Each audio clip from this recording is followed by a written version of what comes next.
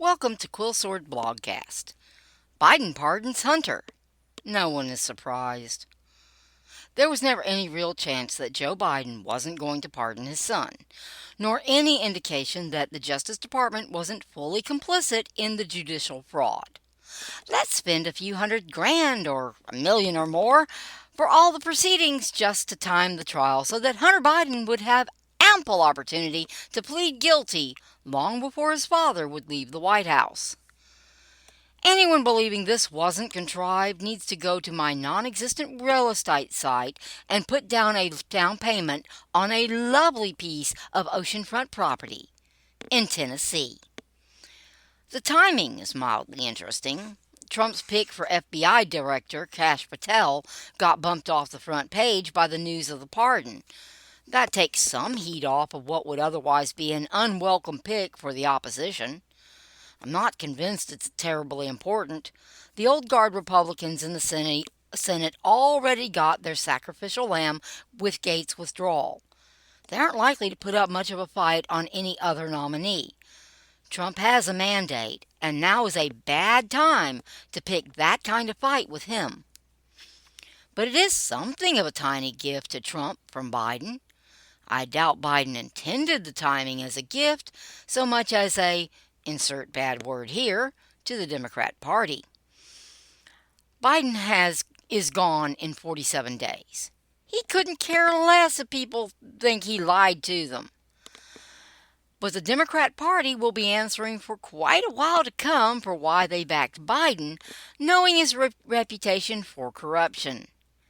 They're answering to their own rank and file, most of whom are as fed up with the party as everybody else.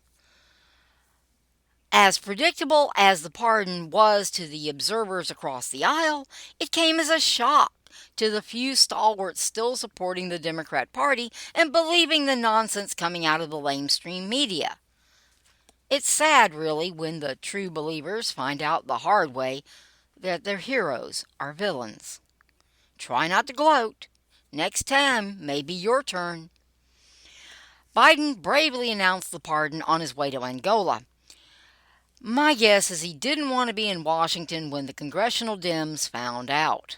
Can't say I blame him. They're as mad as the proverbial wet hens.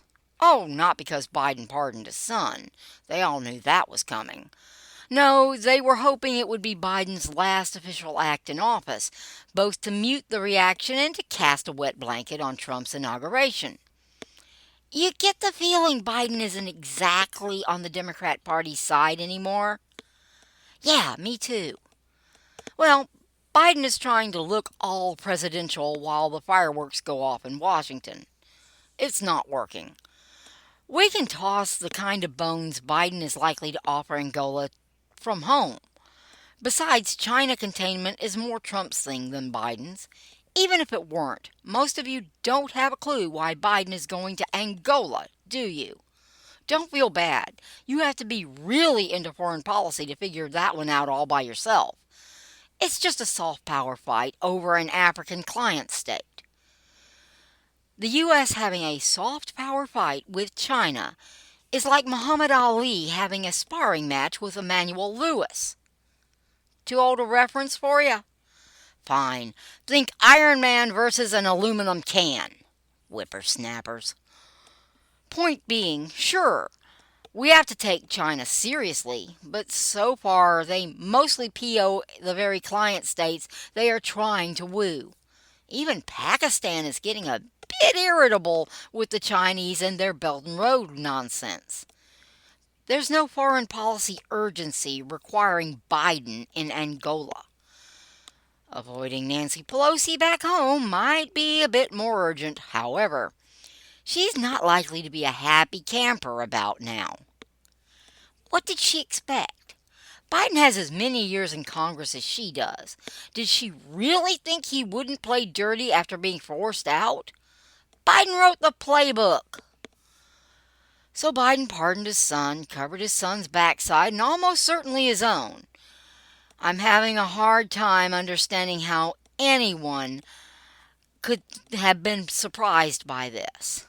Yet the outrage from the Dems seems a bit more genuine than usual. I think Biden might have hit a nerve. The Democrats are lucky that he can only hit that nerve once. Unless he decides to pardon Snowden and Assange for Christmas. That might just be the lump of coal Santa was looking for to fill the Democrats' stocking this year. No, I don't think Biden will do it. Well, probably not. Then again, he's got 47 more days to figure out even more deviltry to bedevil his own party with, and no reason in the world not to. Reminds me of something.